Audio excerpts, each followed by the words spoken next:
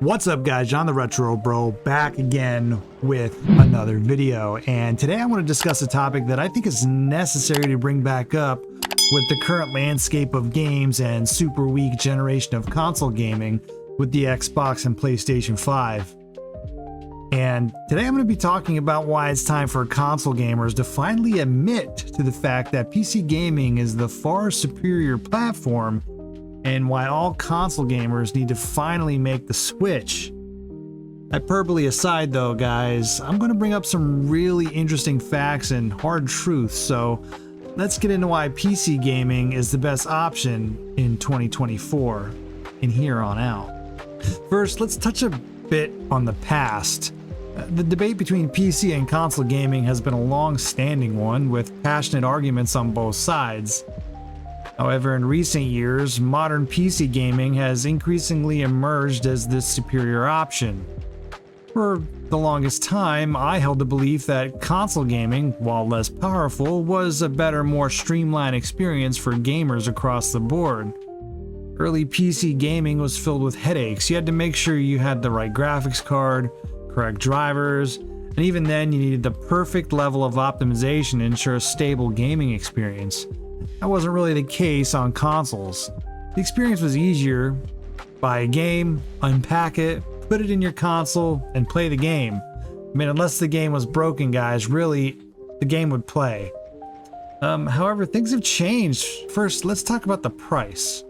So when comparing the costs of PC gaming and console gaming, the initial investment usually in a PC is, in fact, a little bit higher.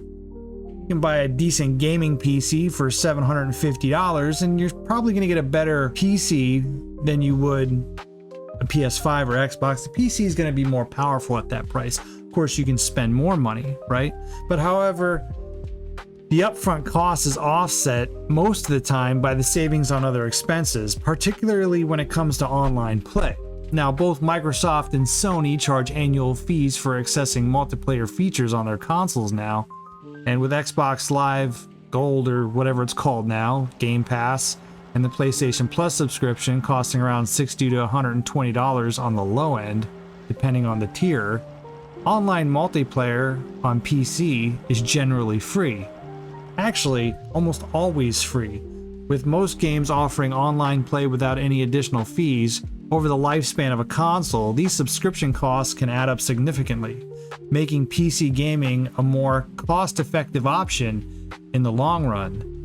Additionally, PC gamers often benefit for more frequent game sales. Guys, I can't tell you how many times I see a game that comes out and 3 months later it's 30, 35, 40, sometimes 50% off on a Steam sale. Just random sale. I don't really see that with PS5 and Xbox. Those discounts seem to be fewer and far between. Another thing that makes PC gaming so much better in 2024 is the larger library. PC gaming offers an unparalleled game library, far exceeding that of any console, largely due to the vast number of third-party developers who create games on the platform. Unlike consoles, which have a more restrictive ecosystem, PC gaming benefits from an open platform where developers of all sizes, from indie studios to large publishers, can easily release their games. Steam is a perfect example of this. You don't have to be a big studio. You can be a one-man development team and get your game out on Steam. It's a much easier process. I have a game on Steam. If I can put a game on Steam, trust me when I tell you, there's a lot of good, talented, small indie devs with games on Steam that just aren't going to be on the PlayStation Store and Xbox Store and even the Switch Store. And this openness really results in a wider variety of genres, titles, and innovative gameplay experiences that simply aren't available on consoles. Moreover, the PC gaming community has long embraced emulation. So now you not only just don't have access to old games, but you're able to play thousands and thousands of games from the decades before the current gen. This allows players to experience classic games from older consoles and even arcade systems, i.e. Technoparrot, that are no longer readily available. And emulation preserves gaming history, offering a way to play titles from the past generations and ensuring that these games remain accessible even as hardware becomes obsolete, guys. Those old consoles, unfortunately, aren't going to last forever. I'm a retro gamer. I love my retro consoles. They are hooked up, but I still love emulation, and it's always going to have a place amongst PC gaming. Another thing I like to bring up often, guys, is that consoles don't really have true first-party exclusives anymore. The concept of the true first-party exclusives has significantly diminished in the console world, particularly with strategies employed by major players, Microsoft and Sony. I mean, Microsoft's approach recently has largely erased the idea of exclusivity, as all their first-party titles, such as those from the Halo and Forza franchises, are now released on PC simultaneously with their Xbox console launches.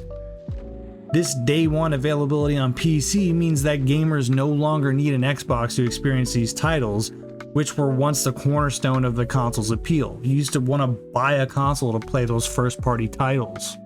Now, Sony, on the other hand, while initially holding on to its exclusive titles more tightly, also has begun to blur the lines of this.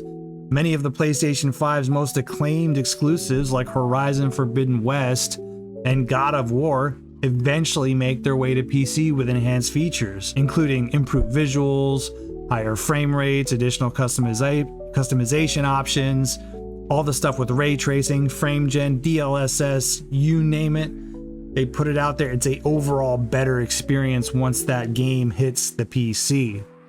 So this trend of releasing previously exclusive titles on PC with superior performance options undercuts the necessity of owning a specific console, further solidifying the PC as the platform of choice, guys, for those seeking the best possible gaming experience. Another thing is superior hardware performance. I mean, you can't talk about PC versus console without superior hardware performance. One of the most significant advantages of PC gaming over consoles is the superior hardware. Modern gaming PCs are equipped with cutting-edge components that far exceed the capabilities of modern consoles. That's just the fact. High-end graphics cards, powerful processors, large amounts of RAM. It allows the PC to deliver better graphics, faster load times, and smoother gameplay, as long as the game obviously is optimized properly. You know, sometimes we do see those titles that do launch simultaneously on PC and console, and sometimes the PC might be lacking or the Xbox version might be lacking, but generally the performance is almost always going to be better on a PC, at least in the long run of the game. It might not initially, but it will be a month, 2 months, 6 months down the road. For example, all right, so this is particularly important as games become more graphically intensive and demanding. While consoles like PS5 and Series X offer impressive performances, they are limited by their fixed hardware specifications.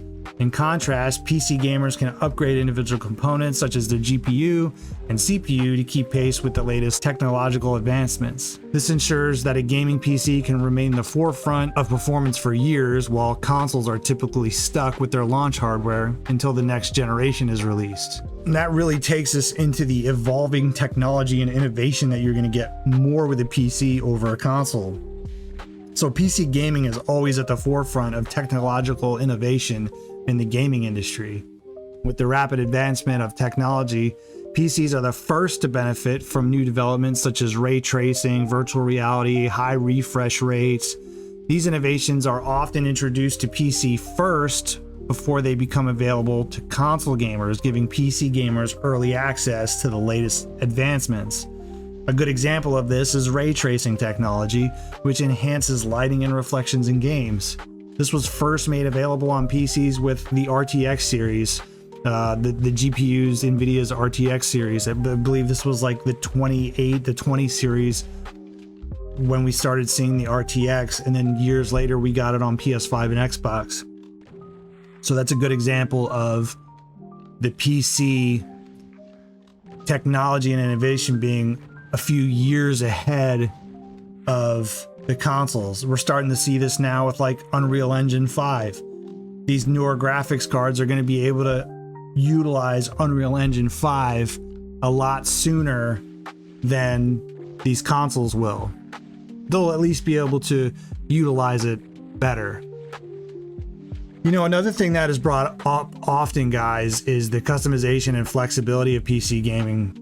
Now, I'm not a modder, but there's a big modding community. I know a lot of people that do modding. I personally don't mess with it, but it's out there. It is a huge part of PC gaming. It's something you can't really do on consoles, you know, but this goes beyond the games. This goes to hardware components, to software settings. You know, gamers can tailor their PCs to meet their specific needs. The level of customization extends to the gaming experience itself, where players can modify graphic settings, control schemes, and even game mods to enhance their enjoyment, like I said before. You know, for example, PC gamers can tweak settings to optimize performance on their particular setup, balancing graphical fidelity and frame rates according to their preferences. I personally am a 1440, 100 FPS native res guy. Like, I like to play my games natively at 1440p, and I like to be over 100 FPS natively. I rarely will turn DLSS on unless I'm playing something that just I have to have 160 FPS for, like maybe like a Call of Duty or a first-person shooter. Then I'll sacrifice some image quality for some frame rates, but you don't really get that customization on consoles. Now, they've done some things to make that a little bit better. You know, the Pro consoles really with the One X had started that, but it was never, and it's never going to be on the same level as PCs. PS5 has like their fidelity modes and their like better FPS modes. You can lower your resolution, but it's a nice feature, but it still doesn't compare to what PC is doing essentially. And you know, one of the biggest things that's brought up forever and ever in this argument is the backward compatibility of PCs. So the game library available to PC gamers is another significant advantage. PCs have access to a vast selection of games ranging from AAA titles to indie devs, you know, and this is further expanded by the ability to play older games through emulation or backward compatibility, like we said, but a feature that is often limited on consoles. Digital distribution platforms like Steam, Epic, they provide easy access to thousands of titles, right? If I bought a game on Steam, right, 10 years ago, I didn't have to get I can still play that on a new PC. It doesn't matter how many times I upgrade my PC, I'm going to be able to play those games that I bought. I don't have to worry about like, okay, is it going to be a backwards compatible thing? Do I have to like get a special version? Nintendo has been pretty bad about this over the last few years. Xbox has been pretty good, but I'm even seeing like they're starting to go away from that. Ironically, Sony's backwards compatibility with PS4 and PS5 has been incredible. So it's really kind of hit or miss. But you know, unless a game's made available on the store, I mean, you're really not playing a lot of PS3 games on PS5. Of course, there's some in a library. You're not playing PS2 games on PS5. If I bought a game 15 years ago on PC, guys, I can still play it on my PC. And not only that, but PC gaming offers a level of backwards compatibility that just like I said, consoles can't match. While new console generations often struggle with backwards compatibility or require gamers to repurchase digital titles, again, Nintendo's crazy bad about this, guys. Do you even repurchase Super Mario Bros. 3 for 17 times like I have? Don't judge me. It happens, okay? I love that game. Same thing with Symphony of the Night. I will purchase that game every time, but it's nice that I can also always play it via emulation if I want to. So PC gamers are just, it's easier for them to enjoy and access their old games regardless of how many times they upgrade their PC. So, you know, while console gaming offers a more straightforward and often more affordable gaming experience, the advantage of modern PC gaming is, I mean, it's pretty clear. With superior hardware performance, extensive customization options, a vast game library, cutting-edge technology, and thriving competitive scene, PC gaming stands out as a better option for gamers who seek the best possible experience, guys. As gaming technology continues to evolve, the gap between PC and console gaming is likely to widen. I mean, they're already talking about the 50 series, guys, which is going to be essentially 3 gens ahead, 3 generations ahead of the PS5 and Xbox Series X. PC gaming, I mean, it does represent the future. It's not just about playing the games, but it's about experiencing them at their fullest potential. And honestly, that was my biggest thing to finally make the dive into PC gaming, because like I said, all these games are now coming to PC. A big argument I have with friends is like, well, I have a PS5 and I like to be able to play God of War right away. And my argument to that is, okay, fine. I already have a massive backlog.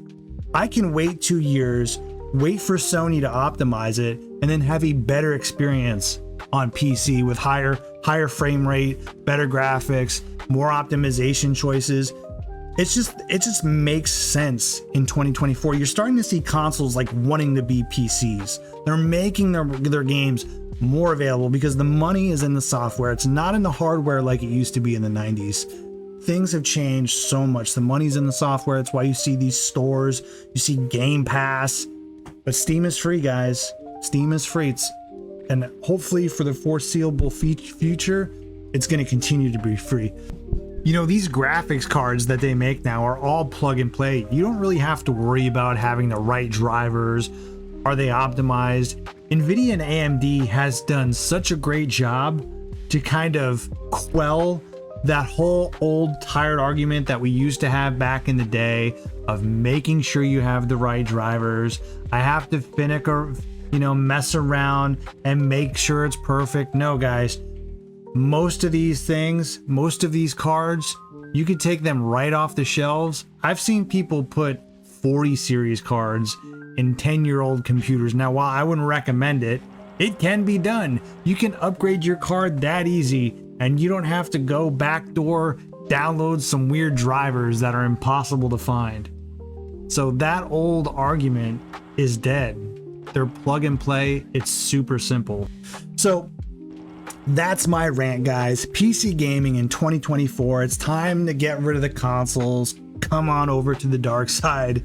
Thank you for watching this video. If you like the video, be sure to share it on your favorite social media. Drop a like and of course subscribe, guys. Let me know what you guys think of this format. This is a super easy format for me to do, and it allows me to make this content more often. So I'd really like to get your opinions in the comment section below, guys. Until next time, do you even PC bro? I'm the Retro Bro, and I'll see you on the next video.